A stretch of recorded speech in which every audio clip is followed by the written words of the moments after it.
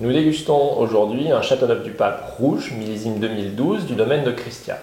Propriété de la famille Grangeon depuis plusieurs générations, il se situe à l'est de Châteauneuf-du-Pape, sur la commune de Courtezeau.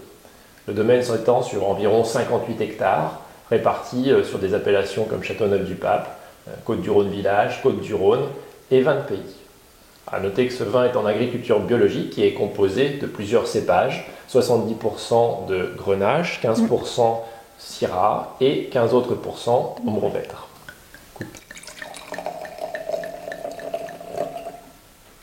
Sarah Moreau de la société de conseil Moreau-œnologie nous accompagne dans cette dégustation. Bonjour Julien. Bonjour Sarah. Alors à l'œil Sarah, qu'est-ce qu'on peut en dire? Donc déjà là Julien, tu peux voir que le vin est quand même assez intense, assez profond, on sent qu'il y a une belle richesse, que les raisins ont vu le soleil, donc ça peut être intéressant. Très bien. Au nez. Donc là déjà on est vraiment sur quelque chose d'assez complexe. On sent que c'est chaleureux, c'est riche. On est à la fois sur des notes un peu épicées, légèrement poivrées. On retrouve légèrement le côté un peu fumé qu'on a sur le bois.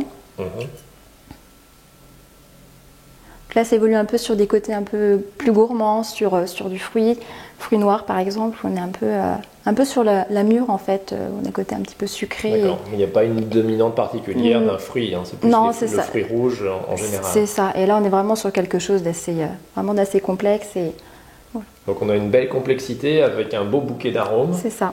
Alors goûtons maintenant.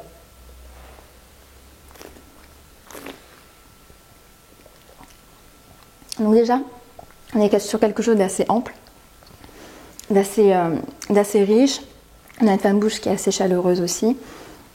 On a des tanins quand même qui sont là, qui sont présents, mais ils sont vraiment très soyeux. Il y a un bon équilibre dans le sens où ils ont réussi à garder un petit peu d'acidité quand même qui retend un peu la fin de bouche. Et voilà, c'est bien fait. Très bien. Très bien. Quels seraient alors du coup Sarah les bons accords mévins avec ce type de cépage et de vin? Déjà, on peut le boire, je pense, que ça soit de l'apéritif jusqu'au dessert, surtout le long du repas. On peut le boire seul, juste pour le plaisir. Après, c'est vrai qu'un petit peu de charcuterie, par exemple, à l'apéritif. Donc à l'apéritif, charcuterie, terrine. C'est ça. Rester sur le cochon. Par exemple. C'est ça. Et éventuellement en plat. En plat, on peut aller sur quelque chose d'assez classique aussi, sur tout ce qui est viande rouge, gibier par exemple aussi, des plats en sauce. Alors on est proche de Pâques, je trouve que ça pourrait très bien aussi aller sur un gigot, un bon gigot, sur un agneau.